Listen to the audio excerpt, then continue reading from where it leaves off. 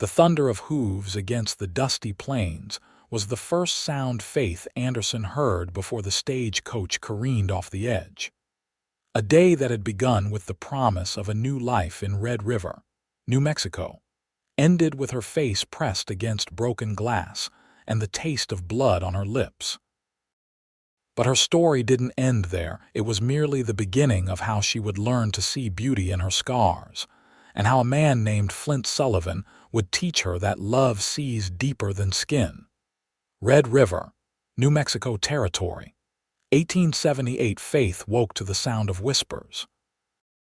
Her eyelids fluttered open to an unfamiliar ceiling, the rough-hewn beams of a cabin she didn't recognize. Pain shot through her face when she attempted to sit up, and her fingers instinctively reached for the source, only to find bandages covering the right side of her cheek and brow. "Easy now, miss. You've had quite an ordeal." The voice belonged to an older woman with silver-streaked hair pulled back in a severe bun, her weathered face kind but stern. She wore a simple blue dress with an apron that had seen better days. "Where am I?" Faith's voice cracked, her throat parched from disuse. "You're in Red River, dear. I'm Martha Grimes, the doctor's wife. You were in a terrible accident 3 days ago when your stagecoach overturned just outside of town." The memories flooded back in disjointed fragments: the crack of a wheel, screams, the sickening sensation of falling, and then darkness. "The others?" Faith asked, dreading the answer. Martha's eyes softened. "The driver and 2 other passengers survived with minor injuries. One gentleman didn't make it, I'm afraid. A Mr. Hoffman, according to his papers." Faith closed her eyes, a tear escaping despite her effort to remain composed. She hadn't known the man well, just another traveler heading west, but the knowledge that death had brushed so close chilled her to the bone. "My face," Faith whispered, fingers hovering over the bandages. "How bad is it?" Martha hesitated, and in that moment of silence Faith knew. "Doctor." "Grimes did what he could, but there will be scarring. The glass from the window. It was quite deep in places." Faith turned away, more tears threatening to spill. She had come west to escape the suffocating confines of Boston society after her father's death left her nearly penniless, hoping to claim a teaching position in this frontier town. Now, she wondered if she had merely traded one form of isolation for another. "Your position at the school is still waiting for you," Martha said, as if reading her thoughts. "Superintendent Porter said so himself, though you'll need time to heal first." Faith nodded mutely, unable to imagine standing before a classroom of children with a face that would surely frighten them. But what choice did she have? Her meager savings would hardly last the month. "I'll leave you to rest." Martha patted her hand gently. "There's water on the table beside you if you need it." After Martha left, Faith lay in the stillness of the room, listening to the distant sounds of the town horses neighing, men calling to one another, the occasional burst of laughter from what must be the saloon nearby. This was to be her new home, this frontier town nestled in the shadows of mountains she had yet to see. With trembling fingers, she reached for the small hand mirror on the bedside table. Martha had likely left it there deliberately, perhaps believing it better for Faith to confront her new reality sooner rather than later. Taking a deep breath, she raised it to her face. The bandages covered much of her right side, but the edges of angry red lines peeked out from beneath, snaking down toward her jaw. Her left side remained unmarred, the same delicate features that had once drawn admiring glances from young men in Boston. The contrast was stark, almost as if she had become 2 people at once. Faith set the mirror down, her hands shaking. She had never been vain exactly, but she had taken a certain quiet pride in her appearance. Now she wondered if anyone would ever look at her without pity or revulsion.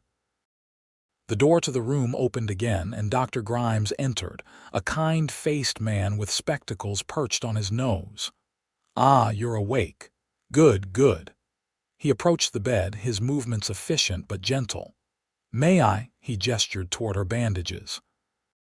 Faith nodded, and he carefully began to unwrap them, his fingers skilled and impersonal. She winced as the last layer came away, the air cool against the raw skin beneath. "It's healing well," he pronounced after a careful examination. "No signs of infection, which is our primary concern. The stitches can come out in another week or so." "And the scarring?" Faith asked, her voice steadier than she felt. Dr. Grimes met her gaze directly, which she appreciated. "It will be permanent, Miss Anderson. The cuts were deep, particularly along your cheekbone and brow. But you're young and healthy, which means the scars will fade somewhat with time." Faith absorbed this information with as much dignity as she could muster. "Thank you for your honesty, doctor, and for your care." He nodded, reapplying a lighter bandage. "You should be able to move to the boarding house tomorrow. Mrs. Simmons has a room prepared for you. I understand you were coming to teach at our school." "Yes," Faith confirmed, "though I'm not sure if that's still appropriate given." She gestured vaguely at her face. Dr. Grimes frowned. "Nonsense. Children are more resilient than we give them credit for, and Red River needs a teacher with proper training. Our last one left to get married 6 months ago, and the temporary arrangement with the preacher's wife isn't ideal." His matter-of-fact attitude was strangely comforting. Perhaps here, in this frontier town where survival demanded practicality above all else, her scars wouldn't define her as completely as they might have in Boston's drawing rooms. "Rest now," Dr. Grimes advised, gathering his things. "Martha will bring you some broth shortly." After he left, Faith closed her eyes, exhaustion pulling her back toward sleep.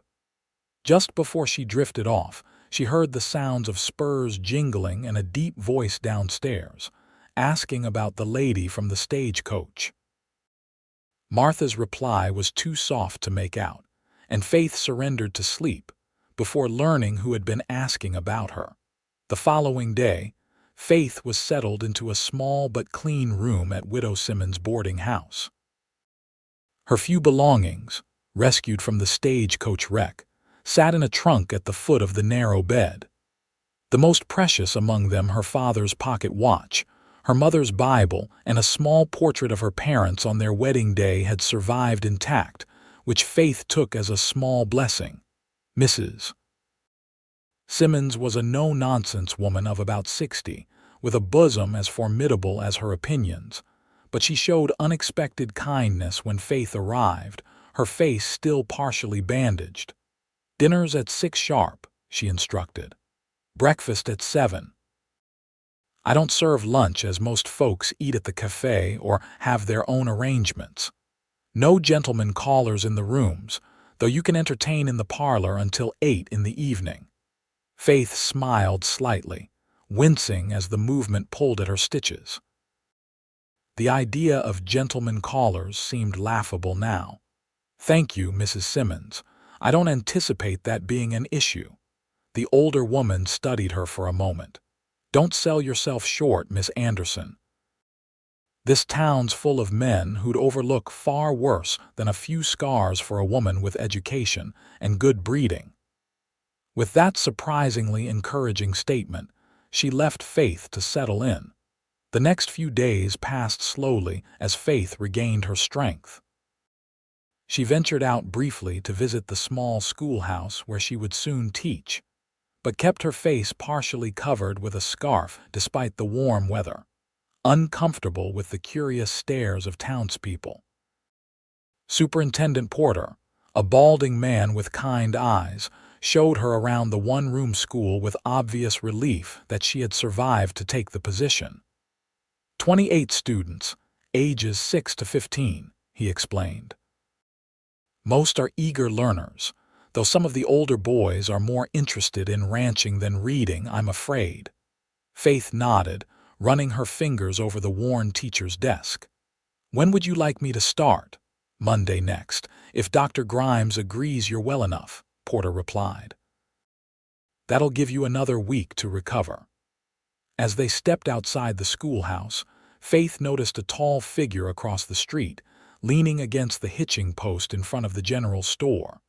Something about his stance, relaxed yet alert, like a mountain lion at rest, drew her attention. He wore the practical clothing of a working cowboy: denim trousers tucked into well-worn boots, a faded blue shirt with the sleeves rolled up to reveal tanned forearms, and a Stetson pulled low over his brow. "That's Flint Sullivan," Porter said, following her gaze. "Foreman at the Silver Creek Ranch just north of town. Good man. Helped bring you in after the accident, as a matter of fact." Faith's pulse quickened. "He was there, happened upon the wreck not long after it occurred, rode for the doctor while his men helped the injured. Carried you to town himself. I understand." Before Faith could respond, the man Flint glanced up and saw them watching. Even from a distance, she felt the intensity of his gaze. He touched the brim of his hat in acknowledgement, and Faith instinctively adjusted her scarf to better cover her face. "I should return to the boarding house," she murmured, suddenly anxious to be away from curious eyes. "Thank you for showing me the school, Mr. Porter." She hurried back toward Widow Simmons' place, aware that Flint Sullivan's eyes followed her retreat. The knowledge that this stranger had seen her at her most vulnerable, had carried her broken and bloodied from the wreckage, filled her with a complicated mix of gratitude and humiliation. The following day, Dr. Grimes removed her stitches. The procedure was uncomfortable but quick, and afterward, Faith finally saw the full extent of her injuries without the swelling and raw redness of fresh wounds. 3 distinct scars marked her face. The first curved from her right temple down to her cheekbone, the second crossed her cheek diagonally, and the third, smaller but deeper, cut through the corner of her right eyebrow.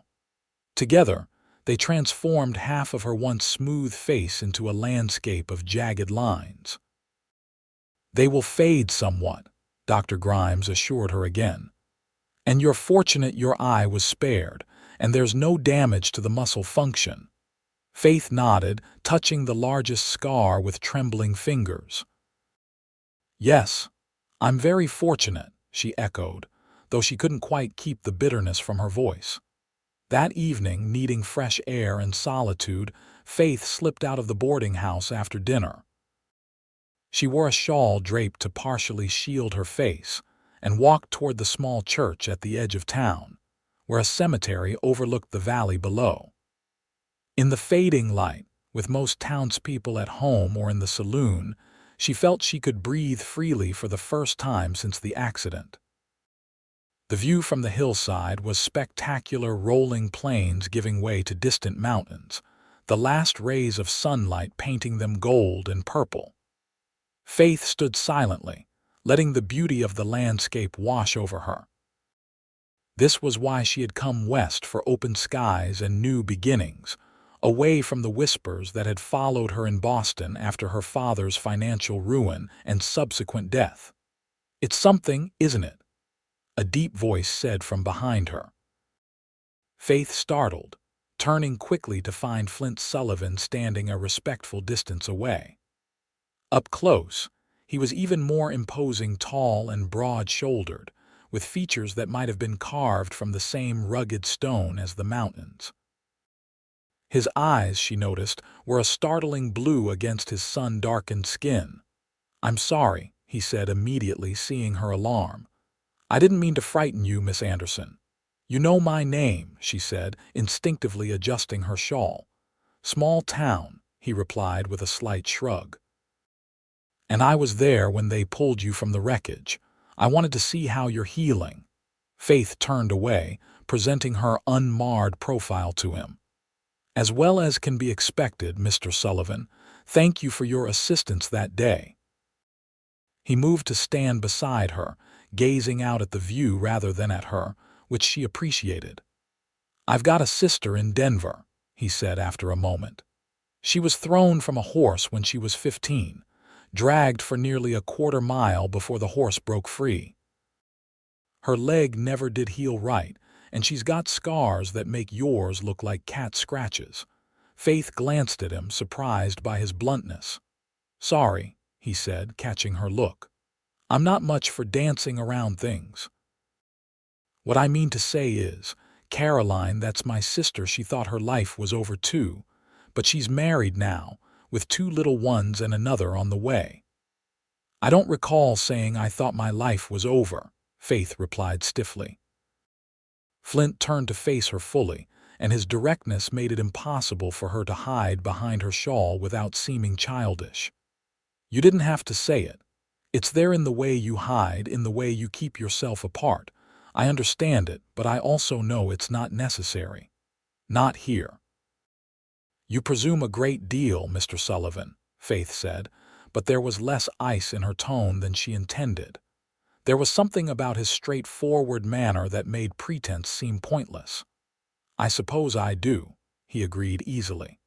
"Occupational hazard of managing men and cattle. You learn to read what's not being said." Despite herself, Faith felt her lips curve slightly. "And what does a schoolteacher have in common with a cow?" Flint's answering smile transformed his rugged face, softening it in the fading light. "Both can be stubborn as hell when they set their minds to it." A laugh escaped before Faith could stop it, and Flint's smile widened in response. "There now," he said softly. "That's better." They stood in companionable silence for a moment, watching as the first stars appeared in the darkening sky. "I should return to the boarding house," Faith said eventually. "Mrs. Simmons locks the doors at 9. Flint nodded. "May I walk you back?" Faith hesitated, then nodded. They descended the hill side by side, their pace unhurried. Faith found herself strangely comfortable in his presence, perhaps because he had already seen the worst of her and showed no revulsion. "Will you be staying in Red River long?" she asked as they neared the town's main street. "My life's at Silver Creek," he replied. "Been there going on 8 years now. Started as a hand, worked my way up to foreman. Owner's getting on in years, so I handle most of the day-to-day." "You enjoy it?" "Can't imagine doing anything else," he said simply. "There's a rightness to it, working with the land, the animals. Even when it's back-breaking and the weather turns against you, there's a purpose to it that feels true." Faith nodded, understanding. "That's how I feel about teaching. Even on days when the children are difficult, or the material seems to go in one ear and out the other, there's this moment when you see understanding dawn on a child's face. It makes everything worthwhile." They reached the boarding house steps, and Faith turned to face him. In the lamplight from the porch, she knew her scars were visible, but Flint's gaze never wavered from her eyes.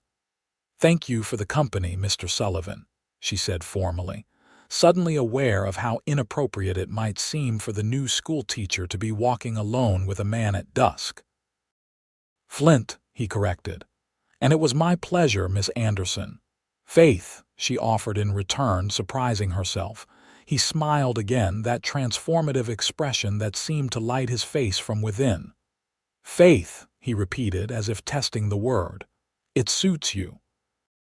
With that, he tipped his hat and stepped back, waiting as she climbed the steps and entered the boarding house.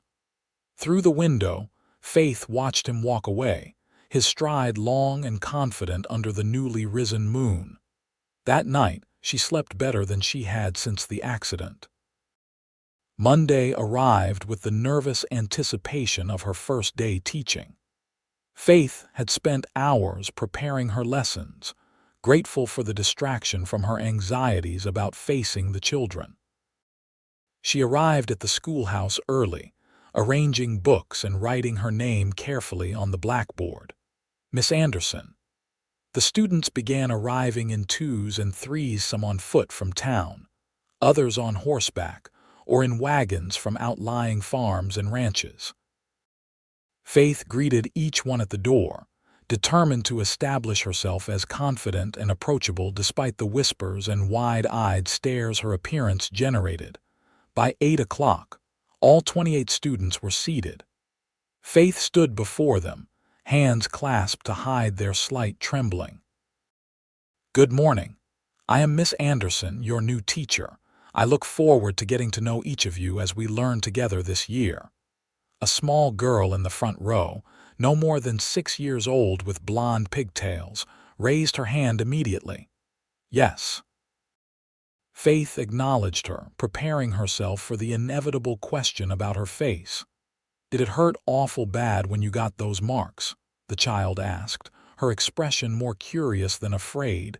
Faith took a deep breath. "Yes, it did. I was in a stagecoach accident a few weeks ago.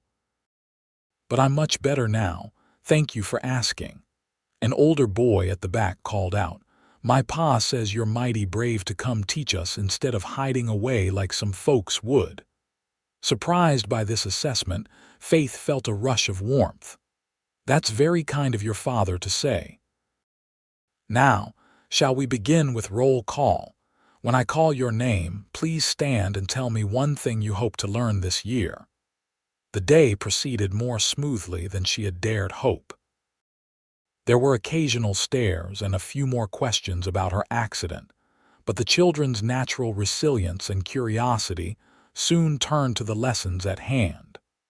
By the time she rang the bell to end the school day, Faith felt a tentative sense of accomplishment. As the children filed out, the little girl with pigtails, Annie Fredericks, she now knew lingered at Faith's desk. "Miss Anderson." "Yes, Annie." The child fidgeted with the hem of her pinafore. "My mama says scars mean you survived something that tried to beat you, so they're like medals, really." Faith felt her throat tighten with emotion. "Your mama sounds very wise, Annie." Annie nodded solemnly. "She has a big scar on her tummy from when I was born too hard. She says it reminds her that getting me was worth the pain." With that guileless statement, she skipped out the door, leaving Faith to blink back tears. As she gathered her things to leave, Faith noticed a figure on horseback across the street, the now familiar silhouette of Flint Sullivan. When he saw her emerge from the schoolhouse, he rode over, his sorrel gelding prancing slightly as he reined it in beside her. "How was your first day, Miss Anderson?" he asked, his eyes crinkling at the corners as he smiled down at her. "Faith," she reminded him. "And it went well, thank you." "Better than expected. Glad to hear it." He dismounted in one fluid movement, looping the reins around the hitching post. "I was wondering if you might join me for supper at the hotel restaurant to celebrate your first day." Faith hesitated. "That's very kind, but I've paid for board at Mrs. Simmons, and she expects me at her table." "I took the liberty of speaking to her this morning," Flint admitted, looking somewhat sheepish. "She agreed to make an exception just this once." "You're very sure of yourself, Mr. Sullivan," Faith observed, though she couldn't summon any real indignation. The thought of dining with him was far more appealing than another evening of Mrs. Simmons' heavy-handed cooking and prying questions. "Flint," he corrected again. And not sure, just hopeful. There was something so earnest in his expression that Faith found herself nodding. "Very well, thank you for the invitation." The hotel restaurant was the finest establishment in Red River, which wasn't saying much by Boston standards, but the tablecloths were clean, the silverware polished, and the food reputed to be excellent. As Flint led her inside, Faith was acutely aware of the glances they attracted the scarred new schoolteacher and the Silver Creek foreman, an unexpected pair. Once they were seated, Flint seemed untroubled by the attention, ordering confidently for both of them after confirming her preferences. The beef stew was indeed delicious, rich with vegetables from the hotel's garden. "Tell me about Boston," Flint said as they ate. "I've never been east of the Mississippi myself." Faith described her hometown, the cobblestone streets, the harbor full of ships from distant lands, the libraries and concert halls. She found herself speaking more freely than she had in months, perhaps because Flint listened with genuine interest, asking questions that showed he was truly engaged. In turn, he told her about growing up in Texas, the son of a small rancher who lost everything in a drought, and his journey north as a young man, working cattle drives until he found a home at Silver Creek. The owner, Mr. Sheffield, he took a chance on me, Flint explained. Saw something worth investing in, I guess. Taught me everything he knew about ranching in these parts. When his son decided he preferred city life in Santa Fe to raising cattle, Mr. Sheffield made me foreman. He sounds like a good man, Faith observed. The best, Flint agreed. Like a father to me, which is why I need to head back to the ranch tonight instead of seeing you safely to your door. One of our prize bulls is ailing and Mr. Sheffield's worried. Faith nodded in understanding. Of course. I can certainly find my way back to the boarding house. I'd feel better if you'd let deputy mayors escort you, Flint said. Red River's mostly peaceful, but it's still a frontier town. Faith wanted to protest that she wasn't helpless, but the genuine concern in his eyes stopped her. If it would ease your mind, she conceded. After dinner, true to his word, Flint arranged for the deputy to walk her home, then bid her good night with a tip of his hat and a promise to call on her soon. The following weeks fell into a pleasant rhythm. Faith grew more comfortable with her students, and they with her, to the point where her scars became simply another feature of their teacher, like Mrs. Turner's spectacles or Reverend Holloway's pronounced limp. She joined the Ladies' Aid Society at the church, initially met with cautious politeness that gradually warmed to genuine inclusion as the women discovered her willingness to work hard and her skill with a needle. And then there was Flint. Though his duties at Silver Creek kept him busy, he made time to see her whenever he came to town, sometimes for a proper dinner at the hotel, other times just stopping by the schoolhouse at day's end to walk her home.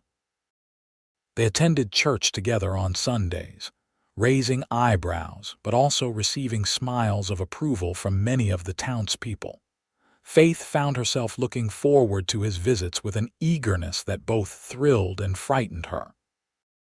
She had come west expecting to build a life of independence and purpose through her teaching, not to find herself falling in love with a cowboy whose gentle strength and unwavering gaze made her feel beautiful despite the evidence of the mirror.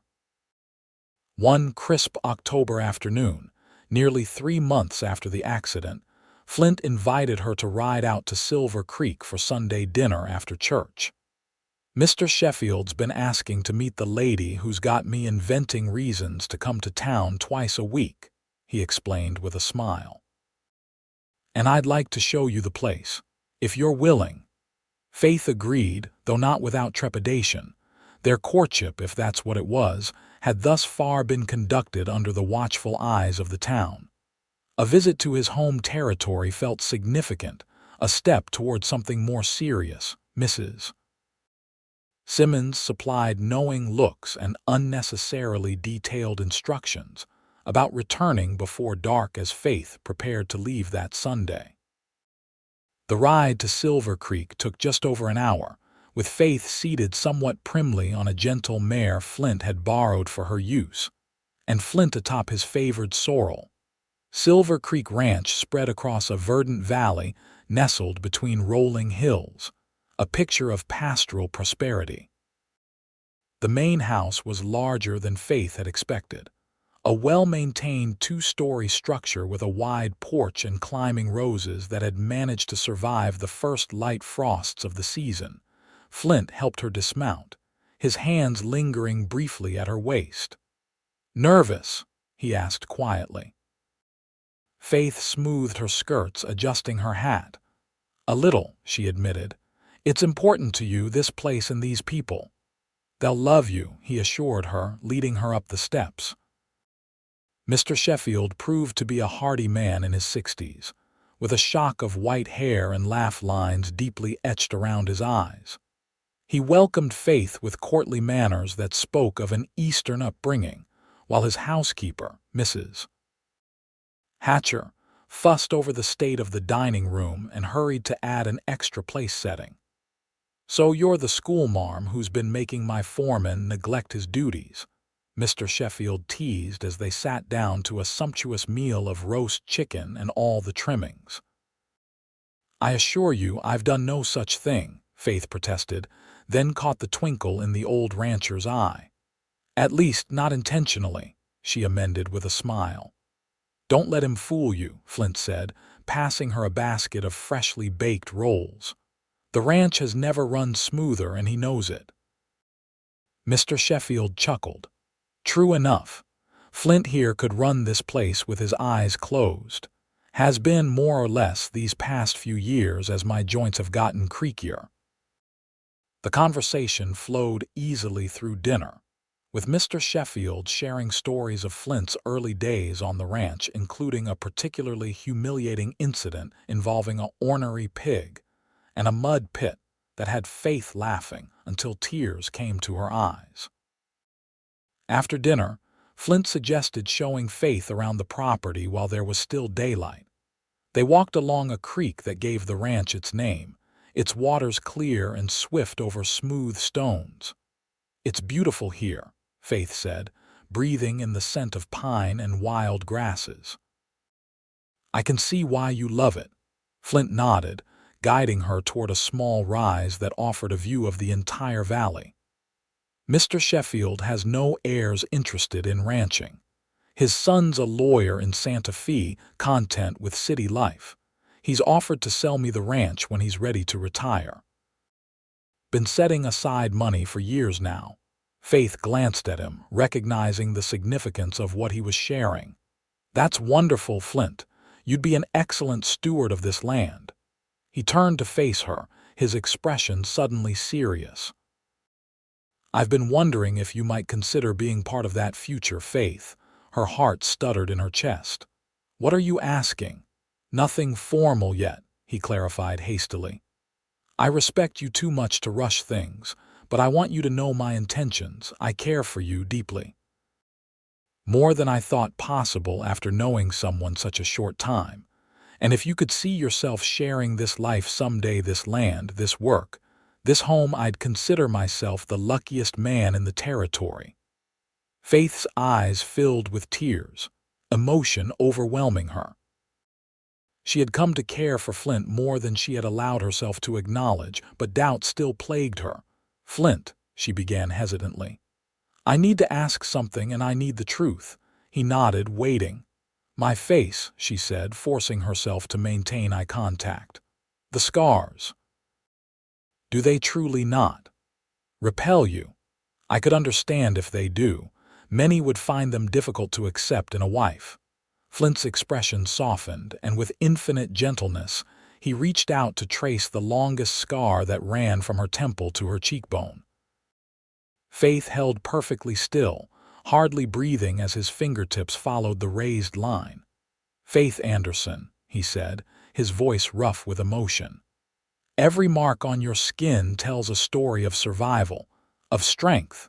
There's nothing about them about you that isn't beautiful to me." A tear slipped down her cheek and he caught it with his thumb.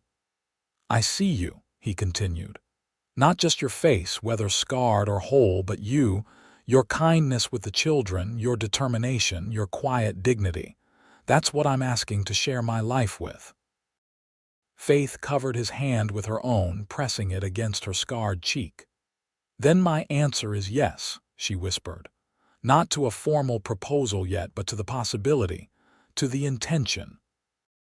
Flint's smile was radiant as he bent to press his lips to hers. A kiss so tender and reverent that Faith felt it heal something broken inside her. They returned to the main house hand in hand, the setting sun painting the valley gold around them. Mr. Sheffield took one look at their faces and grinned, raising an eyebrow at Flint. "Don't look so smug, old man," Flint said good-naturedly. I haven't asked her properly yet. But you will, Mr. Sheffield said confidently, winking at Faith. And she'll say yes, if she's got any sense at all. The ride back to town was filled with a companionable silence, both of them absorbing the shift in their relationship. At the boarding house steps, Flint helped her down from the mare, holding her perhaps a moment longer than strictly necessary. "I'll be in town on Thursday," he said. "There's a social at the church after the Harvest Festival. Would you do me the honor of attending with me?" Faith smiled up at him. "I'd like that very much." He kissed her once more, briefly but with unmistakable promise, before riding away. Faith watched until he disappeared into the gathering darkness, her heart fuller than she could have imagined possible when she first arrived in Red River. The Harvest Festival Social was the highlight of Red River's autumn calendar, bringing together townspeople and outlying ranchers for food, music, and community celebration. Faith spent extra time preparing, selecting her best dress, a deep blue wool that brought out the color of her eyes, and arranging her hair with special care. For the first time since the accident, she faced her reflection without flinching, seeing beyond the scars to the woman Flint found beautiful. The church hall was festively decorated with autumn leaves and gourds, tables laden with pies and preserves contributed by the women of the community. When Flint arrived to escort her, freshly shaved and wearing a new shirt, his appreciative gaze made Faith blush like a girl instead of a woman of 24. "You look beautiful," he said simply, offering his arm. The social was a success by all accounts. Faith danced every set with Flint, ignoring the occasional whispers and stares from those who still found their pairing unusual. She had learned that frontier towns had long memories but practical outlooks as long as she proved herself useful and Flint's reputation remained sterling. Their relationship would eventually be accepted as just another fact of life in Red River. As winter settled over the territory, Faith found herself happier than she had been since before her father's death. Her students were progressing well, her place in the community growing more secure, and her feelings for Flint deepening with each passing day. He came to town regularly, despite the increasing difficulty of winter travel, sometimes staying overnight at the hotel when snow made the return journey to Silver Creek treacherous. On Christmas Eve, the entire town gathered for a special service at the church, followed by caroling and a community supper. Faith, wearing a new red wool shawl Flint had given her as an early Christmas gift, stood beside him as they sang Silent Night by candlelight, her heart so full it seemed it might overflow. After the service, as they walked through the gently falling snow toward the boarding house, Flint suddenly stopped beneath the town's single street lamp.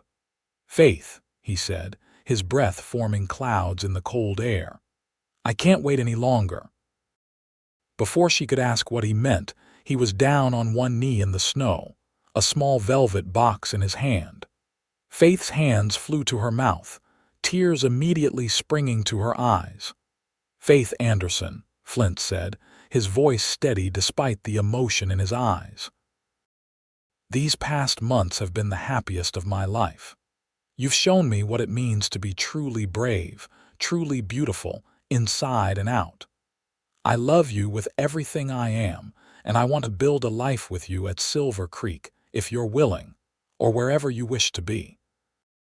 Will you do me the extraordinary honor of becoming my wife?" He opened the box to reveal a ring not ostentatious but lovely, with a small diamond flanked by 2 sapphires that matched the blue of his eyes.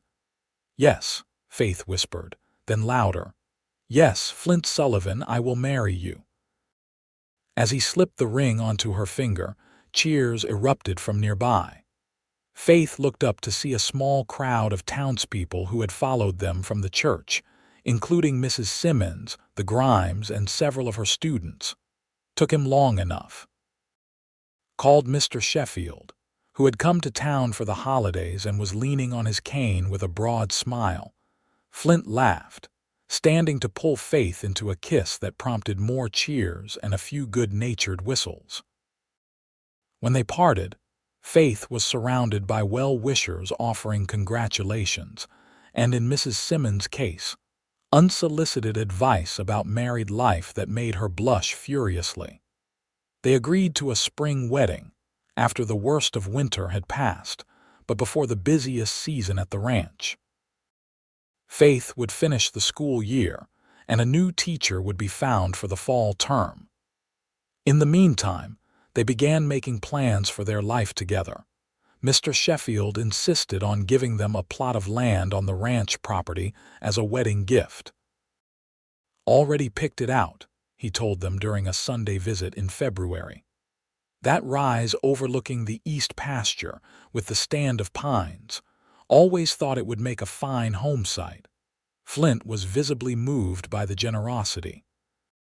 "We can't accept, course you can," Mr. Sheffield interrupted gruffly. "Who else would I give it to? My son wouldn't know what to do with it.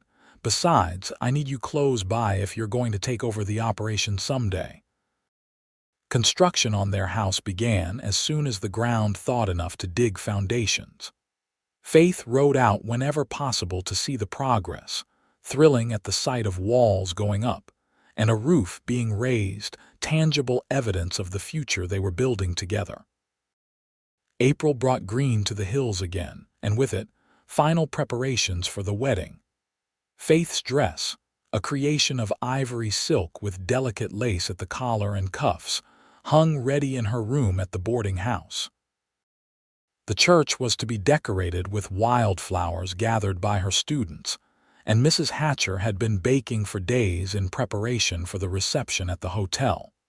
2 days before the wedding, Faith was at the schoolhouse late, grading final examinations, when the door opened.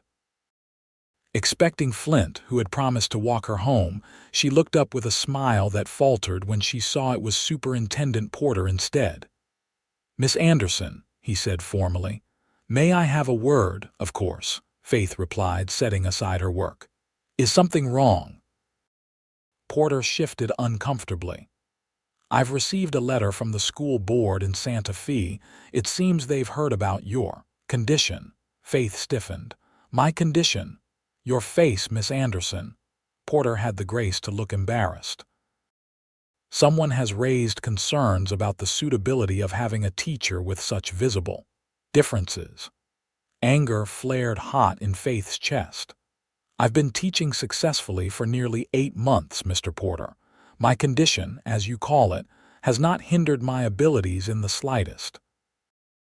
"I know that," Porter hastened to assure her, "and I've written back saying as much, but they're sending an inspector to evaluate the situation. He'll be here tomorrow." Faith's hands trembled slightly as she gathered her papers. "I see. And what do you expect will happen?"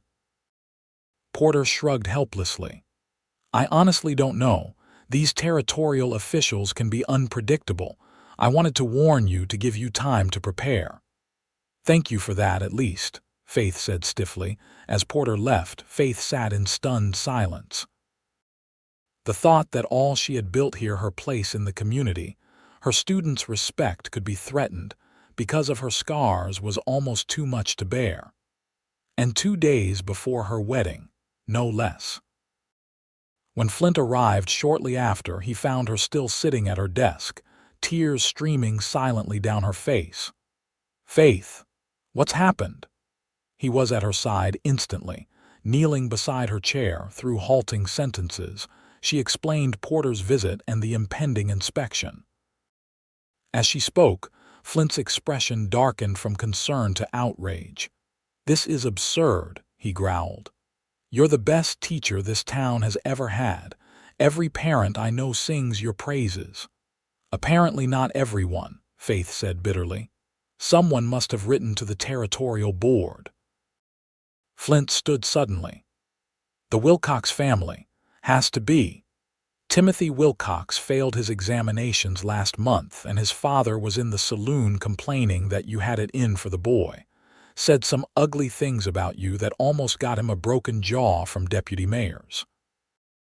Faith sighed, remembering the sullen 15-year-old who had refused to study and then accused her of unfairness when he failed. It doesn't matter who it was, Flint. The fact is, an inspector is coming tomorrow, and he may well decide I'm unfit to teach because of how I look. Then we'll fight it, Flint said firmly. Together. Mr. Sheffield knows people in Santa Fe, and the town will stand behind you. You've earned their respect and loyalty. Faith looked up at him, love welling in her heart despite her distress. Thank you for believing in me. Flint pulled her to her feet and into his arms. Always, he promised.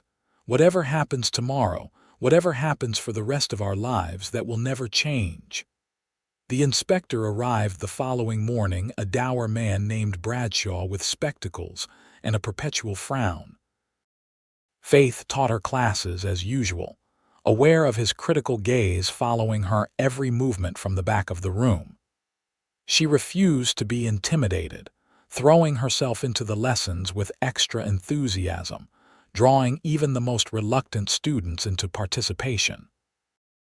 At noon recess, while the children played outside under the supervision of the older girls, Bradshaw approached her desk. "Miss Anderson," he began without preamble, "I must say your appearance is even more concerning than the letter suggested." Faith met his gaze steadily. "My appearance has nothing to do with my ability to teach, Mr. Bradshaw." "Perhaps not, but it could be disruptive." "Children are impressionable, easily frightened, with all due respect," Faith interrupted, her voice firm despite her racing heart. "My students have had nearly 8 months to be frightened by my face. As you can see, they're thriving. Their test scores have improved dramatically since I took over the position, and attendance is at a record high." Bradshaw sniffed. "Yes, well, results aren't everything. There's the matter of propriety, of the example set for impressionable young minds." The classroom door banged open, and Flint strode in, followed by Mr. Sheffield leaning heavily on his cane, Reverend Holloway, Dr. Grimes, and at least a dozen parents of Faith students. "Pardon the interruption," Flint said, not sounding remotely sorry, "but we understand you're here to evaluate Miss Anderson's fitness to teach." Bradshaw drew himself up indignantly. "This is an official territorial inspection, sir. Your presence is most irregular, not as irregular as questioning the abilities of the finest teacher this town has ever known," Mr. Sheffield cut in, his voice carrying the authority of decades as a respected rancher. "Miss Anderson has taught my foreman's nephew to read when 2 previous teachers failed. The boy has a learning difficulty, but she found a way to reach him. My Emma never cared about numbers until Miss Anderson showed her how mathematics is used in cooking," added Mrs. Turner, the baker's wife. "Now she's helping me calculate ingredients for double batches." One after another, the parents stepped forward to offer similar testimonials. Dr. Grimes spoke of Faith's courage in facing her injuries and her kindness in visiting sick children. Reverend Holloway praised her moral character and dedication to the community. Finally, little Annie Fredericks pushed through the adults, marching right up to Bradshaw with her hands on her hips.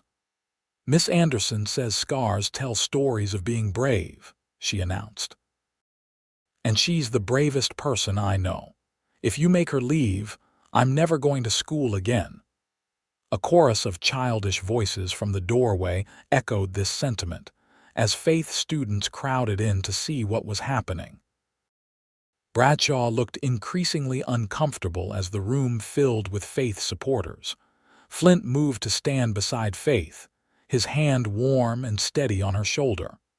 "Mr. Bradshaw," he said quietly, "the people of Red River stand behind Miss Anderson. Not despite her scars, but in part because of how she's carried them with dignity and courage. teaching our children by example what it means to face adversity with grace. If the territorial board can't see her value, then perhaps Red River needs to reconsider its relationship with that board. It was a bold statement, one that carried the implicit threat of political consequences. Mr. Sheffield nodded firmly, adding, "I count 3 territorial legislators among my personal friends, Mr. Bradshaw. I'd hate to have to explain to them how short-sighted their educational administrators are." Bradshaw cleared his throat, adjusting his spectacles nervously.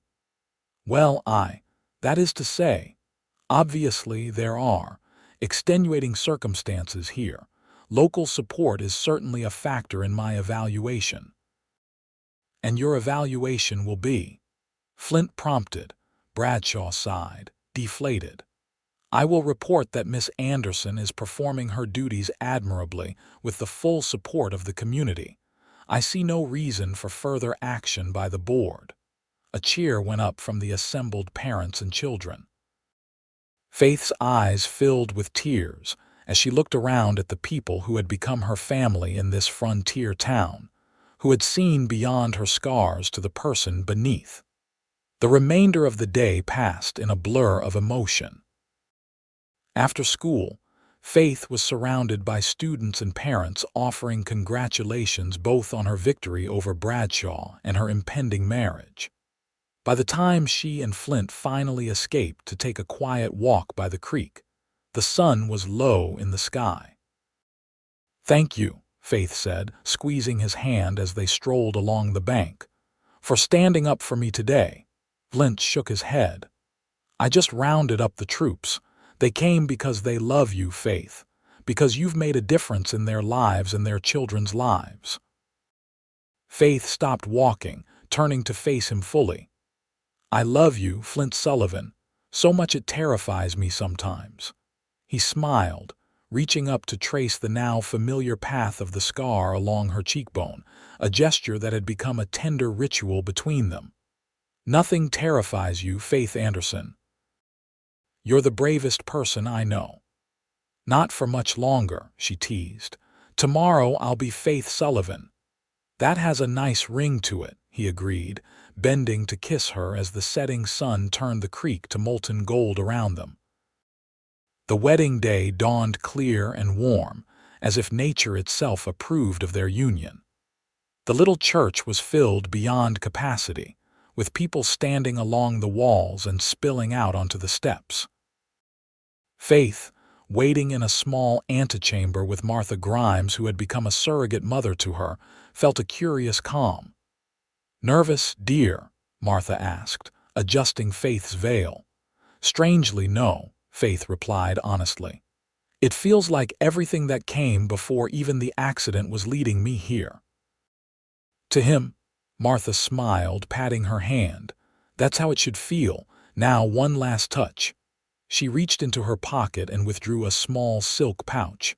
"These were my mother's and her mother's before her. I'd like you to have them." Inside the pouch was a pair of delicate pearl earrings. Faith gasped softly, touched beyond words by the gift. "Martha, I couldn't possibly." "You can and you will," Martha interrupted firmly, helping Faith put them on. "I have no daughter to pass them to, and you've become as dear to me as if you were my own." Tears threatened to spill over, and Martha tutted.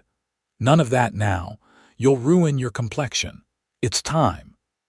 The ceremony itself was both solemn and joyful, with Reverend Holloway officiating. Faith would later remember it as a series of vivid impressions, the scent of wildflowers filling the church, the rustle of her silk dress as she walked down the aisle on Dr. Grimes' arm, and most of all, Flint's face as he watched her approach, his expression of such naked adoration that it nearly stopped her heart. Their vows were traditional but spoken with deep personal meaning, each word a promise they intended to keep for a lifetime. When Flint slipped the gold band onto her finger to join her engagement ring, his hands were steady, his eyes never leaving hers. "I now pronounce you man and wife," Reverend Holloway declared. "What God has joined together, let no man put asunder. You may kiss your bride." Flint lifted her veil with reverent hands, his fingertips brushing her scarred cheek in that familiar, beloved gesture, before he claimed her lips in a kiss that sealed their union and drew appreciative cheers from the assembled guests. The reception at the hotel lasted well into the evening, with music and dancing, abundant food, and enough good wishes to last a lifetime. As the celebration wound down, Faith and Flint slipped away to a waiting buggy that would take them to their new home on Silver Creek Ranch, the house they had built together, now furnished and ready to receive them. The drive through the moonlit countryside was peaceful. Faith nestled against Flint's side beneath a warm blanket against the evening chill. "Happy, Mrs. Sullivan?" he asked, pressing a kiss to her temple. "Completely," she assured him, tipping her face up for a proper kiss that left them both breathless. Their house appeared in the distance, a lantern burning in the window, Mrs. Hatcher's doing, no doubt, to welcome them home. Home. The word had never held such meaning for Faith before. Flint helped her down from the buggy, but instead of leading her to the door, he swept her into his arms in one smooth motion. "Flint," Faith laughed, wrapping her arms around his neck. "What are you doing, carrying my wife across the threshold?" he explained seriously. "It's tradition." "Is it also tradition to nearly throw out your back in the process?" she teased, though in truth he held her as if she weighed nothing. "I've carried calves heavier than you," he assured her, climbing the porch steps and pushing open the door with his foot. Inside, the house was warm and welcoming, with a fire laid in the hearth and fresh flowers on the table, their home, ready to begin their life together. Flint set her gently on her feet in the middle of the parlor, but kept his arms around her waist, unwilling to let her go just yet. "Welcome home, Faith Sullivan," he murmured, his voice deep with emotion and something else, a promise of the night to come. Faith reached up to touch his face as he had touched her so many times, tracing the strong lines of his jaw, the slight crinkles at the corners of his eyes, memorizing him with her fingertips. "I love you," she whispered. "Thank you for seeing me, all of me." His answer was in his kiss. In the tender way, he gathered her close as if she were the most precious thing in the world. And as the moon rose higher over Silver Creek Ranch, Faith knew that she had found something she had never dared hope for after the accident, not just acceptance or even love, but a profound understanding that beauty existed in many forms, and that sometimes the most beautiful things were those that had been broken and healed stronger at the seams. 5 years later, Faith stood on the porch of their expanded home, watching as Flint taught their 3-year-old son, James, to sit on a gentle pony. The boy's delighted squeals carried across the yard, and Faith smiled, one hand resting on the gentle swell of her belly where their second child grew. Silver Creek Ranch had prospered under Flint's management. Last year, when Mr. Sheffield finally decided to retire to Santa Fe to be closer to his son's family, he had sold the ranch to Flint at a price so generous it was essentially a gift. "Consider it payment for turning this place into the finest cattle operation in the territory," he had said gruffly, waving away Flint's protests.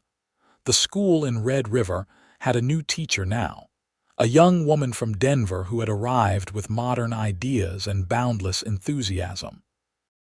Faith occasionally substituted when needed, but her primary focus had shifted to her family and to the small lending library she had established in town, housed in a corner of the general store. Her scars had faded somewhat over the years, though they would always mark her face. But they had ceased to define her, both in her own mind and in the eyes of others. In Red River, she was known not as the schoolteacher with the scarred face, but as Mrs. Sullivan from Silver Creek, or James's mother, or simply Faith to her many friends. As if sensing her thoughts, Flint looked up and caught her watching them. His smile, even after 5 years of marriage, still made her heart skip a beat. He swung James down from the pony and pointed toward the house. "Go see Mama," he instructed, giving the boy a gentle pat on the back.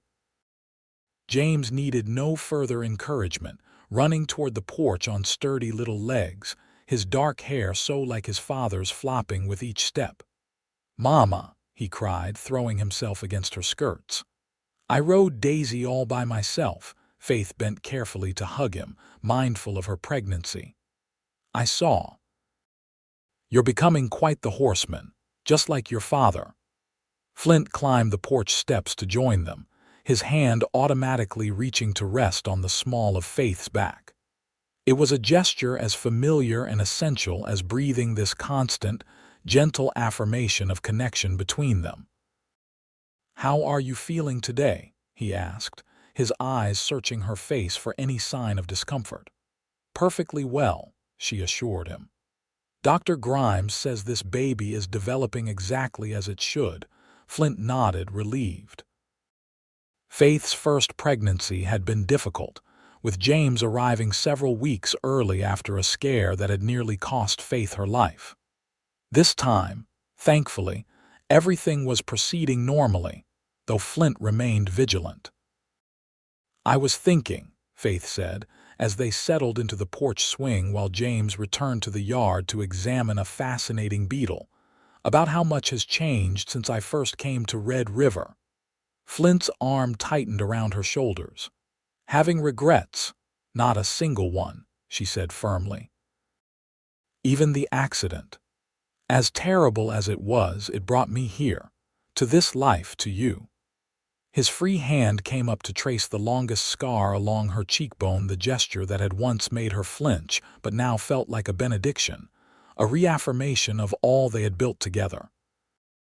"Every line tells our story," he said softly, echoing words he had spoken to her many times over the years. "And it's the most beautiful story I know." Faith turned her face to meet his kiss, thinking of the journey that had brought them here, a broken stagecoach, a scarred face, a cowboy who saw beauty where others saw only damage. As James's laughter rang out across the yard and the new life inside her stirred, Faith knew with absolute certainty that some scars weren't wounds at all, but maps leading exactly where you were meant to be all along.